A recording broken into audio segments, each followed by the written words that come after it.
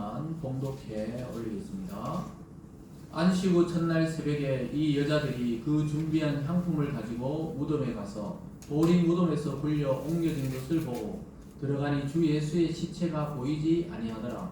이로 인하여 근심할 때 문득 찬란한 옷을 입은 두 사람이 곁에 섰는지라. 여자들이 두려워 얼굴을 땅에 대니 두 사람이 이르되 어찌하여 살아있는 자를 죽은 자 가운데서 찾느냐. 아멘.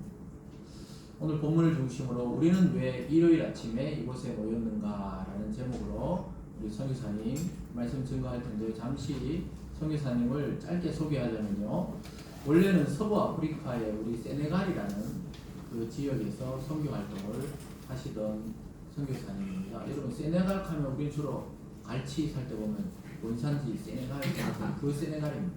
그 서부 지역의 아프리카 아주 척박한 땅에서 한 4년 가까이 또 선교하시다가 몸이 잠시 치료를 위해서 국내에 머무시다가 다시 프랑스로 파송을 받아서 지금 프랑스 앙제라는 도시입니다. 한 10만 명쯤 되는 도시인데요. 우리 뭐 경상도로 뭐 안동 정도 되는, 뭐 안동이 딱 10만 명입니다. 그 정도 되는 아마 도시고, 프랑스 파리에서는 300km 정도 떨어져 있습니다. 네이버 지식에서 찾아봤는데요. 297km 정도입니다. 정확히는 300km. 그러니까 이제 KTX 타면 1시간 한 40분, 차로는 서울에서 대구까지 거리 정도 되는 그런 곳에서 사역 중에 계시는데, 사모님하고 따님은 제가 한 10년 만에 보고, 우리 선교사님은 4년 전에 우리 교회 설립하고 그 다음 주에 와서 선교 특강을 하고 이제 출국을 하셨죠. 4년 만에 다시 뵀는데, 여러분, 우리가 예배 시간에 뭐 크게 박수는 잘 안 치지만 그래도 우리 하나님의 사랑을 담아서 따뜻하게 큰 박수로 모시겠습니다.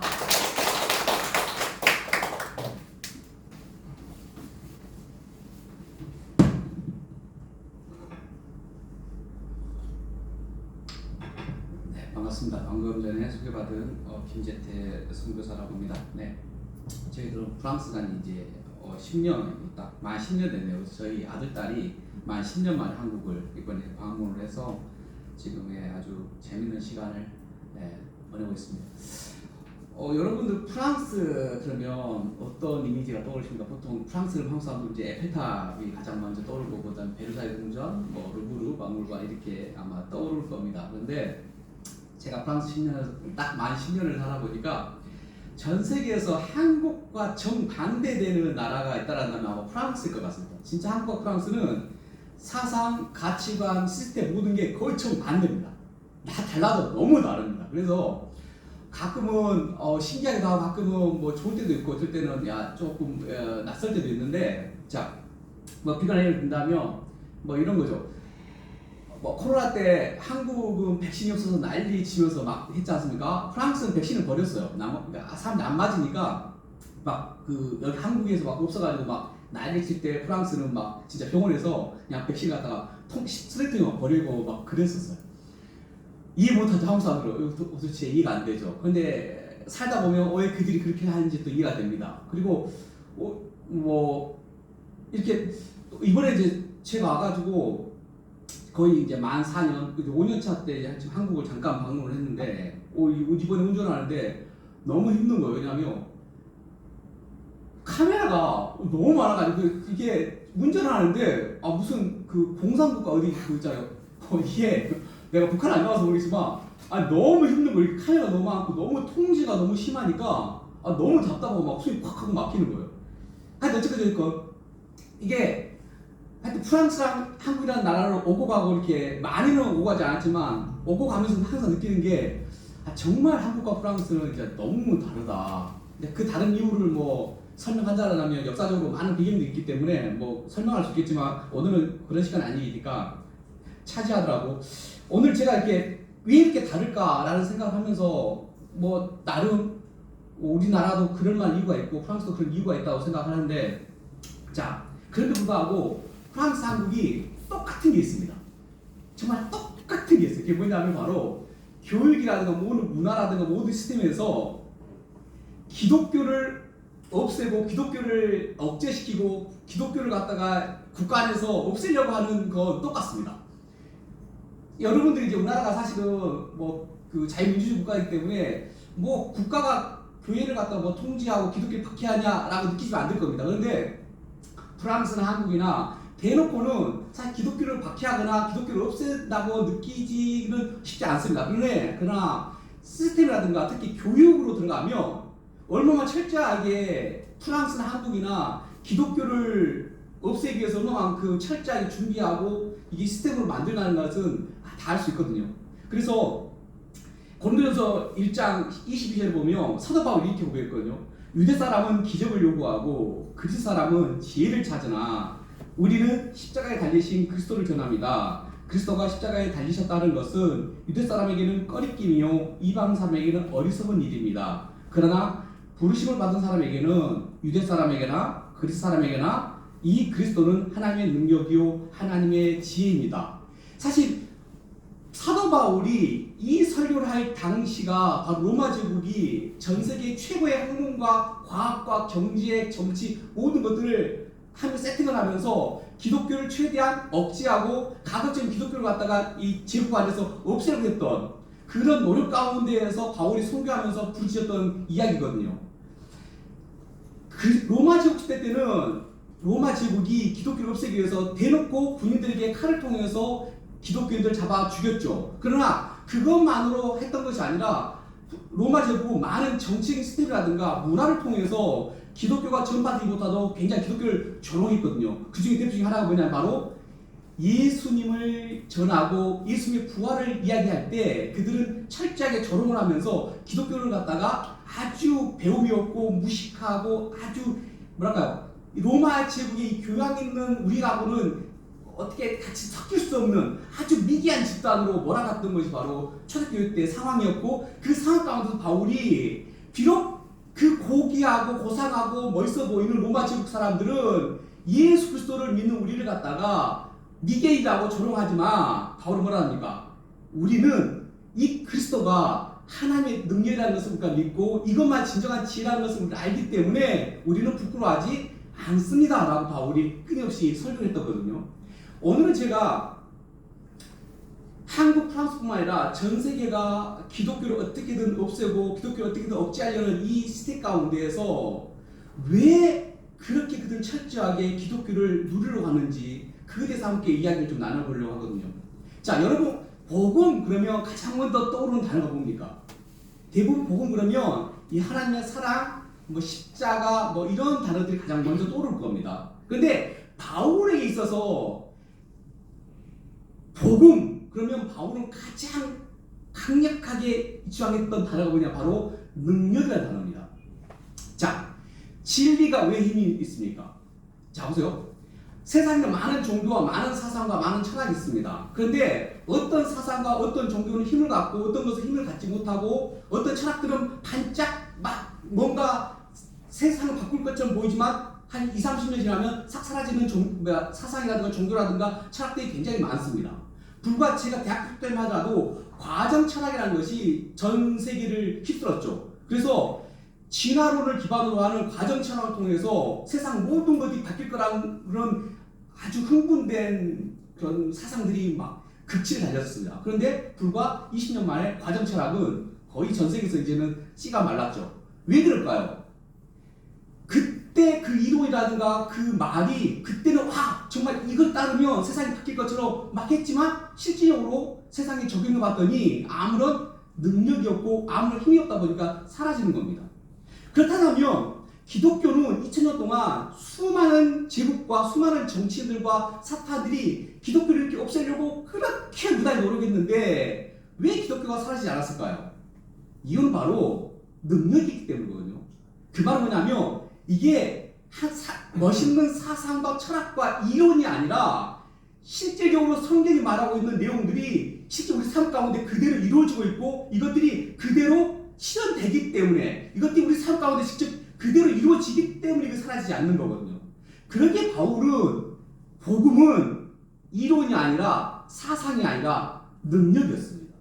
그래서 오늘 저는 이게 왜 능력인지에 대해서 함께 좀 나눠보면서 우리가 복음에 대해서 다시 한번 좀 생각해보는 시간을 가졌으면 좋겠습니다. 자, 예수님께서 마태, 마가, 누가 복음을 보면 예수님의 사역의 크게 세 등분으로 나눕니다. 첫 번째가 갈릴리 지방에서 했던 사역들, 그리고 갈릴리 지방에서 예루살렘으로 오면서 일어난 사건들, 그리고 예루살렘에서 십자가에 돌아가시기 일주일 전의 사건들, 이렇게 크게 세 등분으로 나눠지게 됩니다. 그런데 예수님께서 갈릴리에서 예루살렘으로 올라오는 과정 가운데서 예수님께서 제자들에게 세 번 연못버서 아주 고의 과외를, 철저하게 과외를 가르칩니다. 그게 바로 무슨 내용이냐면 바로 이 내용이죠.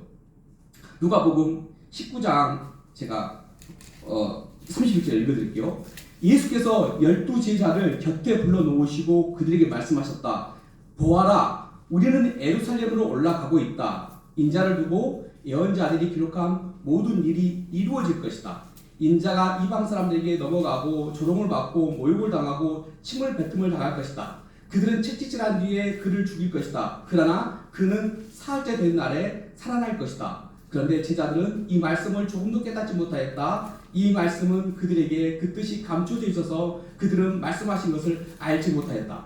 예수님께서 마지막 여행 갈릴리에서 예루살렘으로 오는 과정 가운데서 제자들만 모아놓고 세 번이나 정확하게 가르칩니다. 뭐라고 가르치냐면, 얘들아, 이제 내가 예루살렘에 올라가게 되면, 이게 마지막 여행인데 올라가게 되면 나는 많은 정치 지도자들에게 박해를 받고 죽임을 당할 것이다. 그러나 여기서 끝나는 것이 아니라 인자는 3일째 된 날에 다시 살아날 것이다 라고 예수님께서 세 번이나 정확하게 가르칩니다.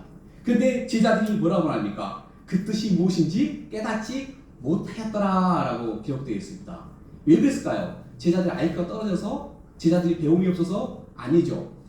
제자들의 관심은 예수님을 따라가서 예루살렘 올라가면, 그들의 관심은 야, 이제 예수님이 예루살렘 올라가가지고 왕이 되면, 야, 나는 국무총리, 너는 국방부 장관, 너는 내무부 장관, 우리 이제 인생 끝은 거야. 이제 우리 진짜 로또 맞은 거야. 이런 기대감만 갖고 있었기 때문에 예수님이 죽는다? 이건 그들 생각에서는 받아들일 수가 없는, 도저히 듣고 싶지도 않고 생각도 하기 싫었던 내용이에요. 그러다 보니까 예수님께서 이렇게 가장 중요한 십자가의 죽으심과 부활에 대해서 철저하게 가르침에도 불구하고 어느 제자도 이것을 귀에 담아두지도 않고 듣지도 않고 깨닫지도 못합니다. 자, 그렇기 때문에 부활절 아침, 오늘 우리가 읽었던 본문 24장에 있죠. 이래의 첫날 이른 새벽에 여자들은 준비한 향료를 가지고 무덤으로 갔다. 그들은 무덤 모기를 막은 돌이 무덤에서 굴려져 나간 것을 보았다. 그들이 안으로 들어가 보니 주 예수의 시신이 없었다. 부활절 아침의 사건이죠. 예수님은 아마 기대했을 겁니다. 내가 십자가에 죽지만 부활한 아침에 제자들이 무덤 앞에서 나를 기다리고 있겠지라는 혹시 기대감을 갖지 않았을까요? 나 같으면 기대했을 것 같아요. 왜냐하면 아니 세 번이나 언급해서 이야기했고, 그 다음에 어떻게 합니까? 십자가에 달리기 바로 전날 어떻게 합니까? 그 다음에 떡과 잔을 떼면서 그들이 정확하게 이야기를 하죠. 부활에 대해서. 그리고 내가 너희들보다 먼저 갈릴리에 가 있을 거다. 갈릴리에서 만날 거다 라고 예수님께서 말씀하셨기 때문에 모르겠어요. 제가 예수님이 아니기 때문에 잘 모르겠지만 나 같았으면, 야, 내가 부활절 아침에 탁 부활하면 제자들이 나를 맞을 준비를 하고 있겠지라는 기대감을 갖지 않았을까라는 전 생각을 해봅니다. 그런데 우리가 너무 잘 알지 않습니까? 너무나 가슴 아프게도 부활절 아침에 무덤 앞에는 아무도 모여있지가 않았습니다. 어느 제자도 오지 않았습니다. 여인들이 오긴 왔는데 이 여인들도 예수님의 부활을 목격하고 부활한 예수님 만나고 싶어서 왔던 것이 아니라 예수님의 시체가 썩어서 냄새 날까봐 향료를 갖다 바르려고 왔을 뿐이었습니다. 첫 부활절 아침이 너무나 가슴 아프지 않습니까? 너무나 좀 실망스럽지 않습니까? 그러나 어쨌거나 그들은 나타나지 않았죠. 왜일까요? 제자들에게는 예수를 따라갔던 목적이 이 땅에서 부와 명예와 조국의 독립 외에는 아무 관심이 없었기 때문입니다. 제자들 중에 단 한 명도 예수님이 따르는 것이, 예수님을 통해서 우리에게 주어질 것이 새 생명이라는 것은 아무도 기대감이 없었고 알지 못했던 겁니다. 그래서 그들은 이렇게 처참하게 실패로 끝나버리는 부활절 아침이 되고 말았죠. 부활. 우리 보통 부활절을 일주일에 한 달에 1년에 한 번 부활절 때 이런 설교를 듣습니다. 그래서 저는 부활절 설교를 1년에 한 4-5번 이상은 합니다. 왜냐하면 저는 예수 믿을수록 성령을 더 영광 요구할수록 하나님을 더 깊이 만날수록 부활만큼 더 중요한 것은 없다는 것이 저의 신앙이었고 저의 간증이고 저의 경험이기 때문입니다. 왜 로마 제국부터 수많은 제국들이 거치면서 사탄들은 끊임없이 교회를 갖다가 박해하면서 부활을 없애려고 할까요? 프랑스도 마찬가지입니다. 프랑스도 대놓고는 교회를 갖다가 막 못을 받거나 공산당처럼 막 기독교를 갖다 잡아다가 감옥에 갔지는 않습니다. 근데 그들은 뭐라고 합니까? 야, 기독교 너희들 착한 일 많이 해. 가난한 사람들을 도와주고 너희들 뭐 사회 봉사도 많이 하고 난민들도 도와주고 세상을 향해서 이렇게 사랑을 많이 베풀어. 그래, 다 해. 그런데 뭐라고 합니까? 부활만큼은 바보 같은 짓이야. 부활만큼은 이야기하지 마. 라고 하면서 입을 다물게 만들고 프랑스 지식인들 입 안에서 어느 누구도 부활에 대해서는 말을 못하게 하죠.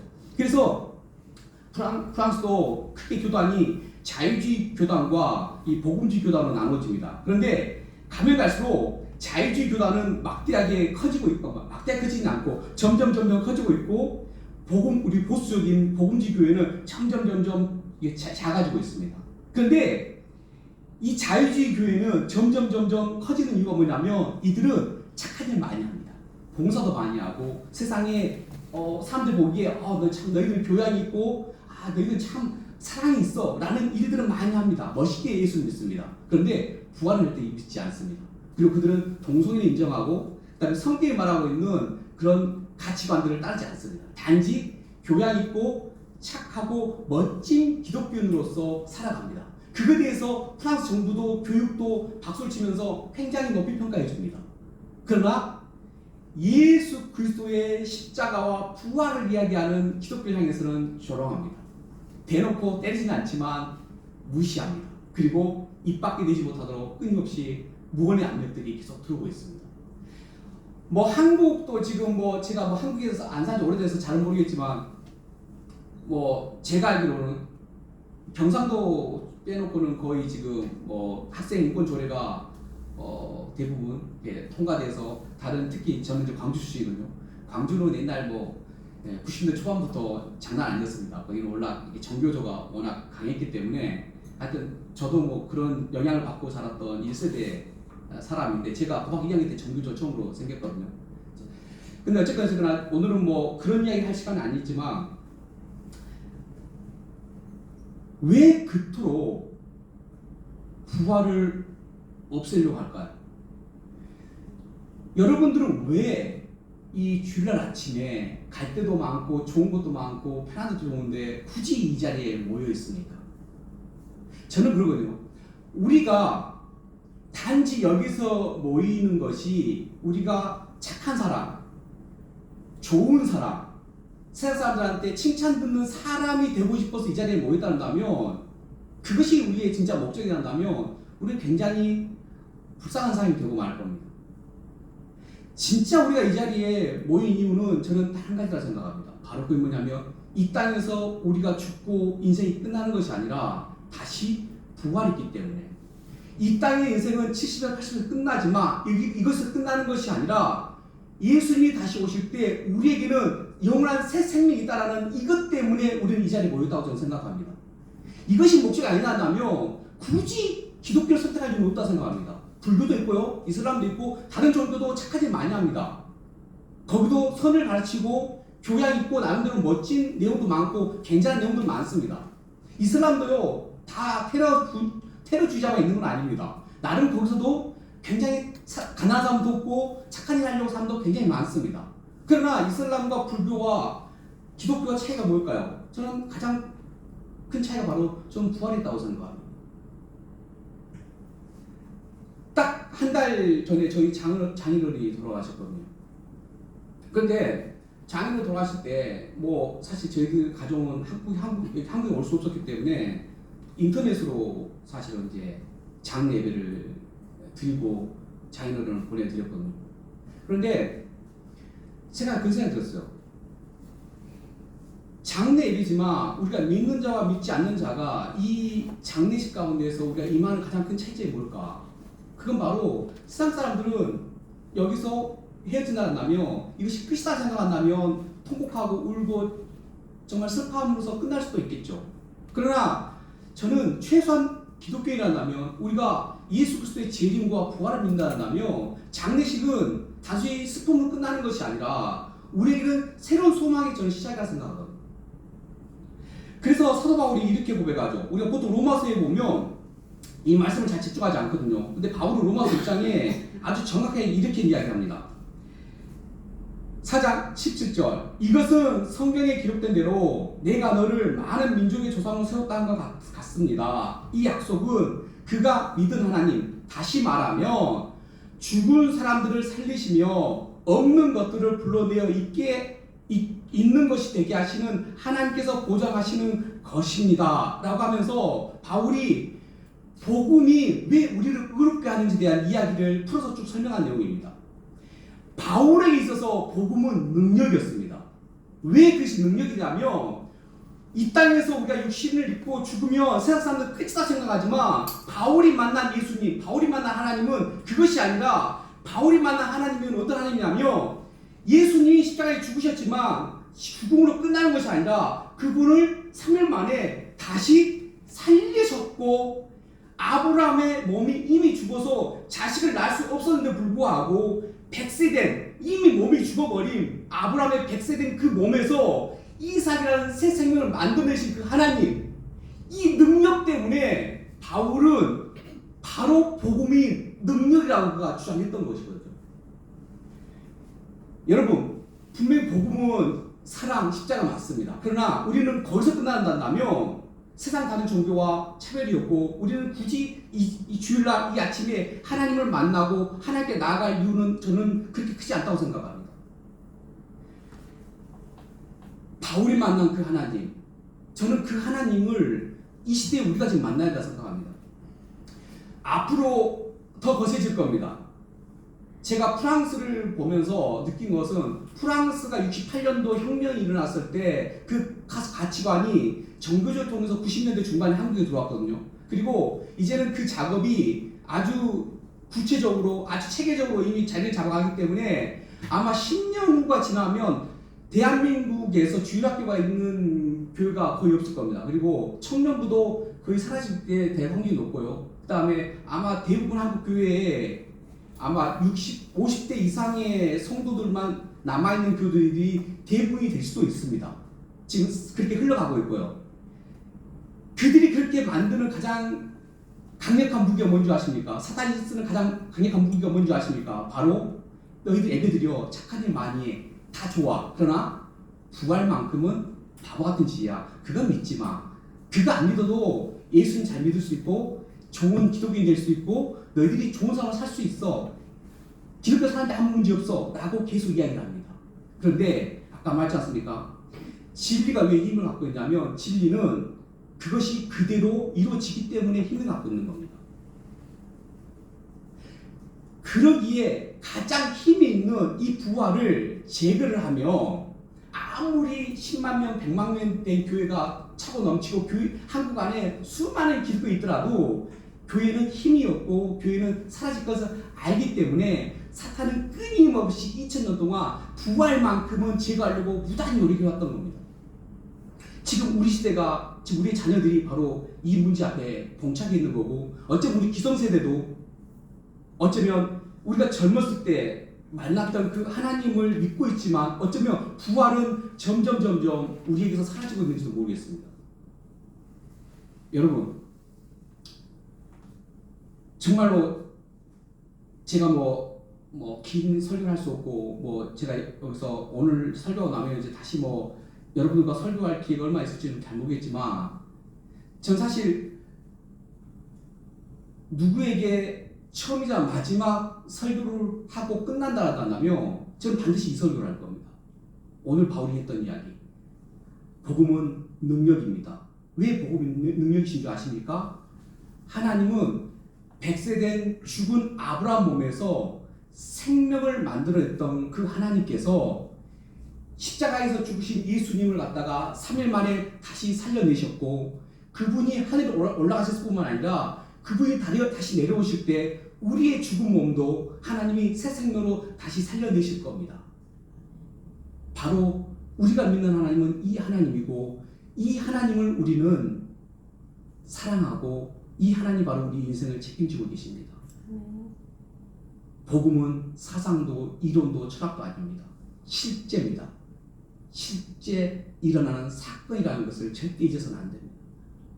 그래서 정말 여러분 비록 교회를 갖다가 어떠한 가치로 보냐에 따라 다를 수 있죠. 어떤 사람들은 교회 그러면 교양 있고 뭔가 시스템 있고 프로그램이 있는 곳이 좋은 교회라고 생각할 수도 있고 또 어떤 분들에게는 끈끈한 가정과 같이 끈끈한 어떤 교제가 있는 곳이 좋은 교회일 수도 있겠죠. 그러나 제가 생각하는 지금까지 제가 만난 하나님, 제가 믿는 신앙으로 한다면 선교사로서 저희 경험을 한다면 가장 좋은 교회는 부활을 믿고 부활의 소망 가운데 매주 모이고 그 하나님을 만나는 교회, 이 교회만큼 좋은 교회는 없다고 저는 생각합니다. 그래서 정말 이 햇살교회가 비록 사람들 보기에는 아무런 집중도 받지 못하고 아무런 기대가 받지 못할지라도 하나님은 저는 그렇지 않다고 생각합니다. 우리의 눈은 세상에 보이는 걸 볼지 모르겠지만 하나님은 분명히 세상 사람들과는 다른 가치관으로 우리를 보고 계십니다. 그럼 바로 무엇이냐? 바로 부활을 소망하고 기다리느냐, 아니면 제자들처럼 세상적인 명예와 어떤 칭찬과 그런 부귀영화를 쫓고 있는 것일까? 저는 그게 차이라고 생각합니다. 사람은 결국 교회도 사람이 모이는 집단이기 때문에 복음이 없이도 부활을 전하지 않고도 10만 명 사람 모을 수 있습니다. 보험회사처럼 시스템을 만들어서 프로그램 돌려서 10,000명 이상 교회 만들 수 있습니다. 그런데 그 교회에 부활이 없다는다면, 부활의 소망이 없다는다면, 복음의 능력이 없다는다면 과연 그게 교회일까요? 저는 보험회사와 똑같다고 생각합니다.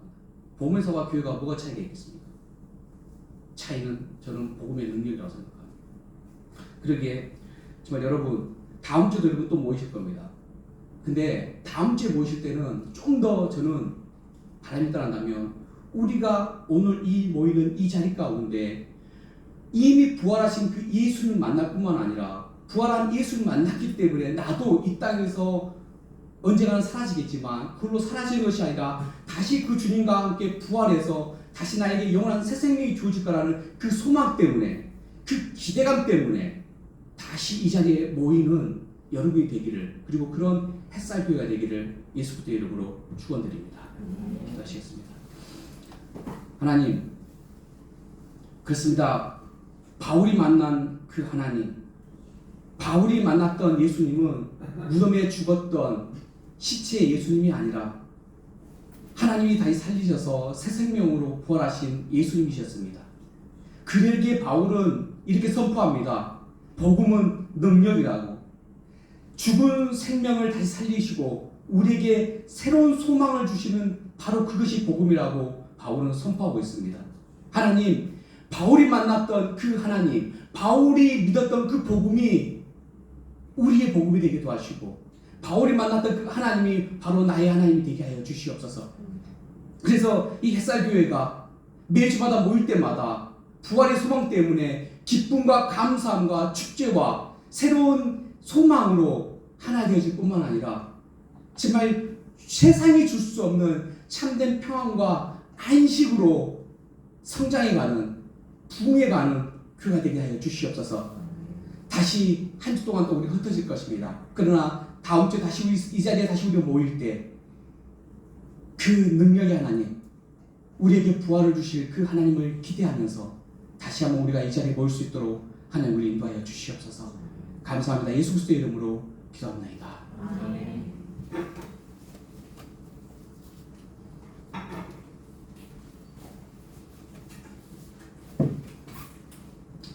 네, 말씀 감사합니다. 우리 다 함께 찬송가 287장을 함께 찬양하면서 준비한 내용을 하나님